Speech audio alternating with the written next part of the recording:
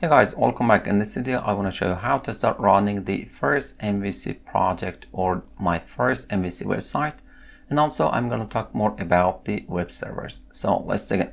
First, we talked about the structure of the MVC file, and we have something like this. As I mentioned, this is the MVC structure, and we have the controller, model, and the view, the most common parts of the MVC project. But in addition, we need to learn more about the ASP.NET web servers. Later, I'll talk about this matter to run the application or the website. Now, if I take a look inside my project, before doing anything, we need to run the project. It's really simple. Just right click on it, and I have the build, rebuild, and the clean. Before using these, we can build using these options, or we can get access to the build. And here I have the first MVC, build, rebuild, and clean. Let's talk more about these options. You know what? If you have some changes inside your project, you need to build your project, then run it. But what is the output of this website? It is indeed the console. So right click on it, come over here, and open folder in the File Explorer. My output is inside the bin folder. Indeed, these are the folders exactly like this inside my project. And this folder is my project folder. So all of these are saved inside this folder and inside these options and folders. So if I take a look inside the bin folder, the debug, and here I have the net6, and all of my files are over here.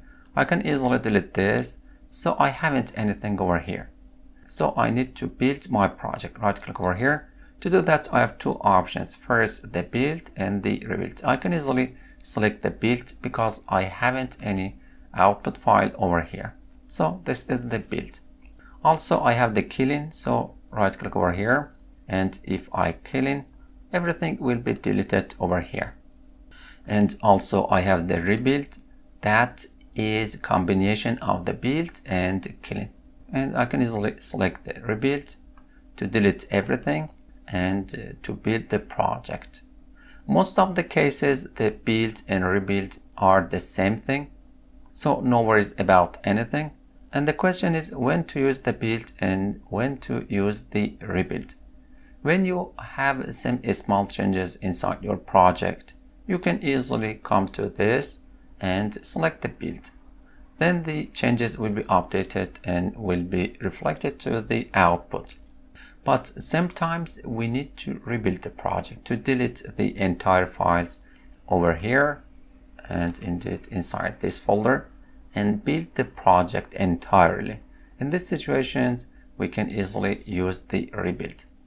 And why we need to rebuild the project? Because sometimes my changes won't be updated in the output and inside my output website. So we can use the rebuild. But no worries, you can freely use the build and rebuild. Later and eventually during my project, I'll show you when to use the build and rebuild. So let's select the rebuild to create my project entirely. And if I take a look, after a couple of seconds, you can see the results over here. Also, the output is over here. Exactly this one. So the DLL is generated, and if I take a look, you can see the DLL. All of my important files are inside the DLL. Also, I have the exe. So this is the executable file, and if I click on it, it is the console application. So the output type of the MVC and ASP.NET Core websites are the console application, including something like this. Starting the web server and all of this up to the end. So the output type of this application is the console, and this console application will execute the browser and I can see the result. So after building the project and my website, I have everything that I need, including the DLL and all the JSON files. Later I'll talk about this and also this in depth, so no worries. Now it's time to run it. To do that, come over here and at the top over here, I can easily right click on this and get access to the standard. And if you lost it, no worries, get inside the view, then the toolbars and the standard. And this is. So it's time to run it. To do that, we need to configure the web server. Click over here and expand that. I have different options. For running the website, I need to select one of my servers and also the browsers. I have the Google Chrome and also the Edge. These are currently installed on my Windows. And if you need other browsers like the Firefox or Opera, you need to install them. Then you can get access to them over here. My favorite one is the Google Chrome, so let's select that. Then I need to select the ASP.NET Web Server application. So what is the web server application? You can see the first MVC, IIS Express, and WSL.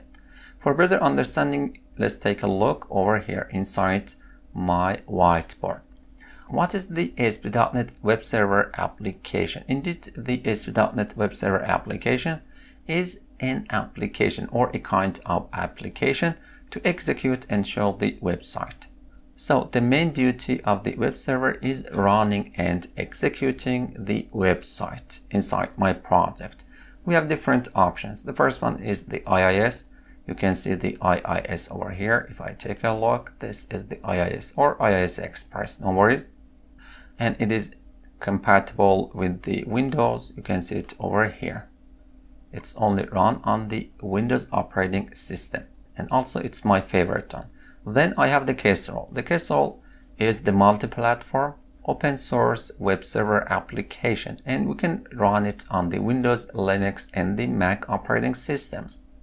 So it is over here. If I take a look, you can see the exact Kestrel. Indeed, this is the Kestrel. I haven't a Kestrel over here, but this is the IIS, the WSL, and the last one is the Kestrel. The name of the Kestrel is exactly like the name of the project first MVC. You can see the first MVC over here. Then I have the WSL. If I take a look over here, the WSL is not the direct web server application. It is only for the Linux operating system, and it is the subsystem of the Linux, but inside my Windows. So what is the subsystem? The subsystem is the virtual operating system. So it is something like the VirtualBox or the VMware application. So it is the subsystem. It means it is the virtual operating system, but directly we can run it on the Windows.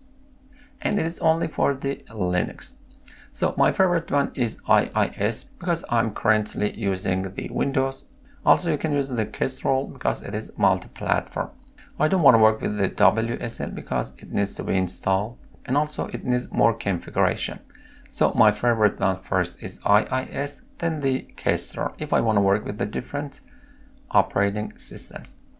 Now let's come over here, click over here and select the Kestrel or the IIS. No worries, let's start working with the IIS Express or the IIS. So let's select this. Then come over here and select your browser and the Google Chrome. Then I have the IIS Express over here based on my selection, and I can easily click over here and start working with it. So I got this error windows. It's not important matter. Don't ask me again. And it needs to add some certificate to the IIS Express. Yes, add it. And also we need to add it one more time and yes. So after a couple of seconds, everything will be done. And currently I'm using the Google Chrome. Wow, what's happened? This is the result or my output website. I have the home, click on it. This is the home page, then privacy. And also I have some header over here and also the footer over here. The header and the footer are common between the different web pages, the home and the privacy. Congratulations, everything is done. Now I could successfully run my first MVC website, and it's really great and amazing moment for me. Also, if I take a look at the top, I have the privacy, then the privacy is loaded over here, and also the home for loading the home page. Later I'll talk about this in depth, so no worries.